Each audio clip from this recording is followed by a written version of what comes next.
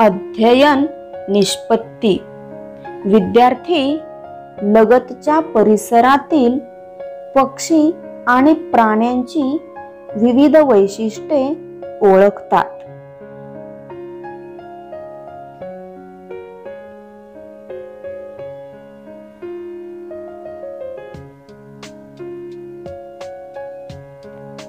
इयत्ता चौथी. विषय परिसर अभ्यास भाग 1. पाठ क्रमांक 1. प्राण्यांचा जीवनक्रम.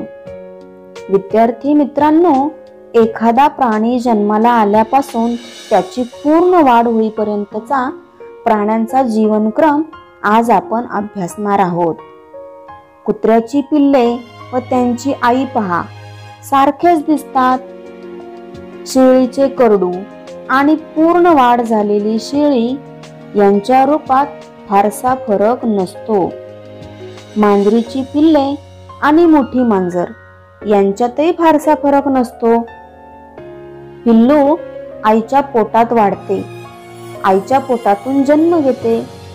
हे प्राणी अंडी घालत नाहीत.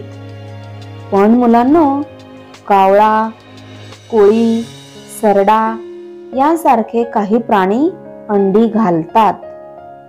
त्याचप्रमाणे मुंग्या, फुलपाखरे, मासे, बेडूक, साप हे प्राणी सुद्धा अंडी घालतात. काही प्राण्यांची अंडी लहान असतात, ती सहजासहजी आपल्याला दिसत नाहीत. पण कोंबडी अंडी घालते हे आपल्याला नक्की माहीत असते.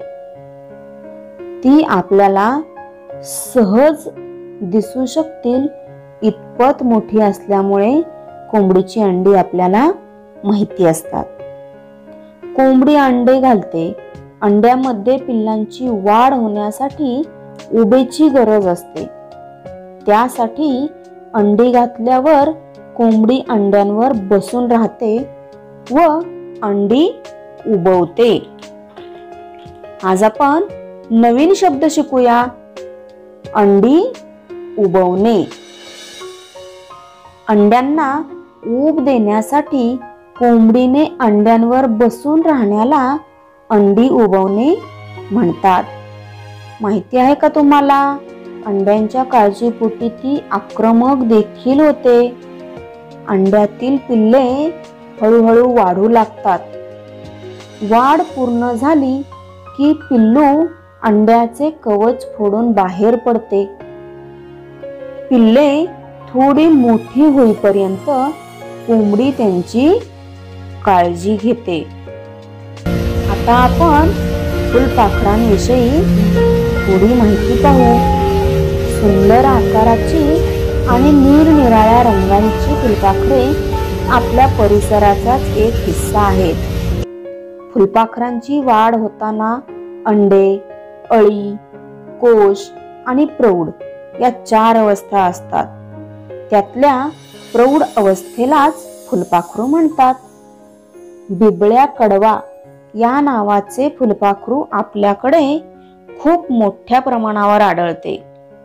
त्याच्या उदाहरणावरून फुलपाखरांची वाढ कशी होते ते आपण पाहू. बिबळ्या कडव्याची मादी रुईच्या पानांवर अंडी घालते.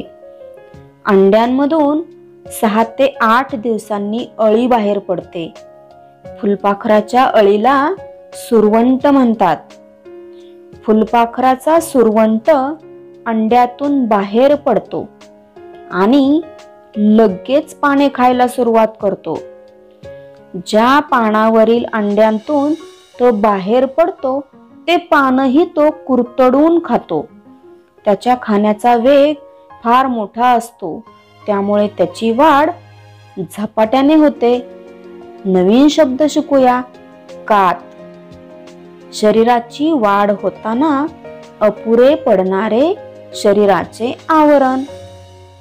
पाने खाणे व दर 2 ते 3 दिवसांनी कात टाकणे असे तो 4 वेळा करतो. सुरवंट या अवस्थेत साधारण 10 ते 12 दिवस असतो. शेवटची कात टाकण्यापूर्वी सुरवंट एखाद्या देठावर किंवा पानावर रेशमासारख्या धाग्याची गुंडी विणतो. या गुंडीवर तो स्वतःला लटकून घेतो. यावेळी कात टाकली की आतील कोश दिसू लागतो. वाढीच्या या अवस्थेला कोशावस्था म्हणतात. कोशाच्या आत सुरवंट सुमारे 11-12 दिवस असतो. या अवस्थेत तो काहीही खात नाही, पण त्याच्या शरीरात महत्त्वाचे बदल घडून येत असतात. कोशात फुलपाखराची वाढ पूर्ण होते.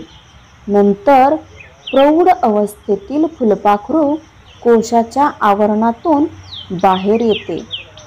यावेळी फुलपाखराला 6 लांब पाय व आकर्षक पंख असतात. सर्व फुलपाखरांची वाढ याच पद्धतीने होते. हे नेहमी लक्षात ठेवा बरं का. फुलपाखरे आपल्या परिसराचाच एक भाग आहेत. गंमत म्हणून फुलपाखरे पकडणे, त्यांना दोरीने बांधून ठेवणे हे चुकीचे आहे. अशा प्रकारे आज आपण प्राण्यांचा जीवनक्रम हा पाठ अभ्यासला.